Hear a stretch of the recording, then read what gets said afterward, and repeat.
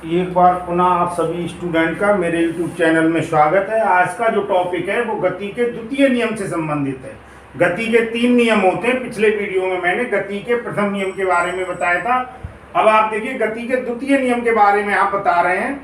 तो एक तो गति का जो द्वितीय नियम है वो संवेग की परिभाषा के आधार पर एक्सप्लेन किया गया है। तो संवेग की परिभाषा के आधार पर एक्सप्लेन करेंगे, इसे अगले वीडियो में करेंगे। देखिए सबसे पहले क्या है जो हम पढ़ते हुए आ रहे हैं, किसी वस्तु पर लगाया गया बल उस वस्तु के द्रव्यमान तथा उसमें उत्पन्न त्वरण के गुणनफल के क्या होता है, अनुक्रमानुपाती होता है। ये छोटे क्लासेज में भी 9 से पहले भी हम ये डेफिनेशन पढ़ चुके हैं। तो अब हम ये बताएंगे ये F बराबर ma जो होता है द्रव्यमान और त्वरण के गुणनफल के अनुक्रमानुपाती होता है ये बल। इसे अभी हम आगे चलकर संवेग की परिभाषा के आधार पर भी मैंने आपको बताया, एक्सप्लेन करेंगे।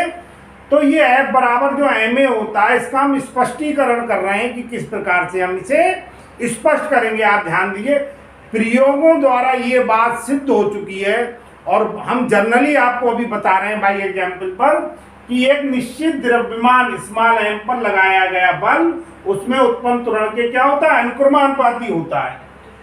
F प्रोपोर्शनल होता है A, जबकि m का मान क्या हो, कांस्टेंट हो। एक इधर देखिए एग्जाम्पल, आप देखिए समझ में आ जाएगा आपके। एक वस्तु ऐसी है m का मान नियत है 5 किलोग्राम की, m तो निश्चित हो गया। अब अगर हम त्वरण कितना उत्पन्न करना चाह रहे हैं 10, और दोबारा हम त्वरण उत्पन्न कितना करना चाह रहे हैं 20। आज समझ रहे हैं कौन सी ऐसी कंडीशन है जिसमें आपको बल ज्यादा लगाना पड़ेगा। जिस कंडीशन में आपको त्वरण का मान 20 उत्पन्न करना है, 20 मीटर प्रति सेकंड स्क्वायर उत्पन्न करना है, उस समय आपको ज्यादा बल आरोपित करना पड़ेगा। तो ये तो पहली कंडीशन हो गई, एग्जाम्पल के द्वारा भी मैंने आपको बता दिया। यानी आप समझ लें त्वरण ज्यादा उत्पन्न करने का अर्थ सीधे सीधे ये है कि हम उसकी स्पीड को ज्यादा बढ़ाना चाह रहे हैं, तो आप समझ रहे हैं ज्यादा बल हमें अप्लाई करना होगा। दूसरा, ये निश्चित त्वरण स्मॉल a उत्पन्न करने के लिए आरोपित बल F द्रव्यमान स्मॉल m के क्या होता है, अनुक्रमानुपाती होता है।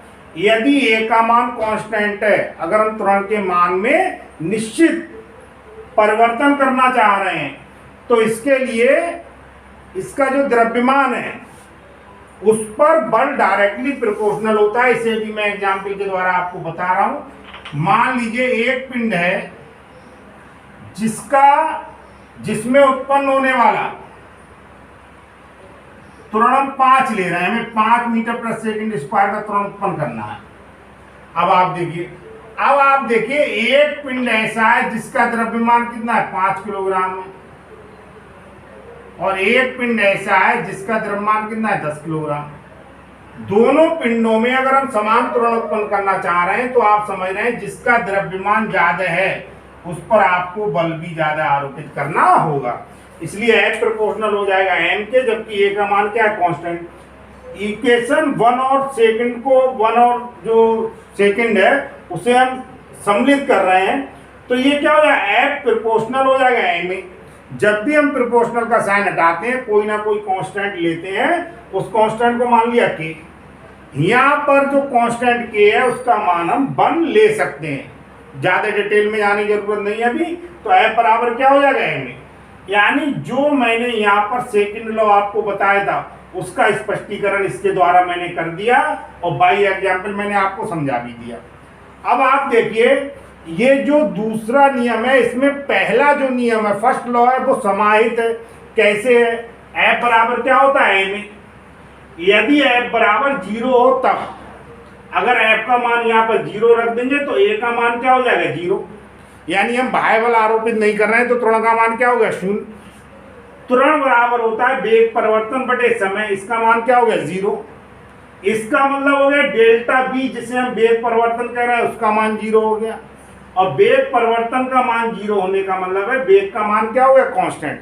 जैसे कोई रॉकेट है जिसकी चाल अभी कितनी है, 10 मीटर प्रति सेकंड स्क्वायर है, कुछ देर बाद भी उसकी चाल कितनी है, 10 मीटर प्रति सेकंड स्क्वायर है, तो उसके वेग में कोई परिवर्तन ही नहीं हो रहा है। और वेग में परिवर्तन जब नहीं हो रहा है तो उसका मतलब क्या है, उसका वेग क्या है, कांस्टेंट है। अगर ये वीडियो आपको पसंद आया हो तो इसे लाइक कीजिए, अधिक से अधिक शेयर कीजिए और मेरे चैनल को सब्सक्राइब कीजिए। धन्यवाद।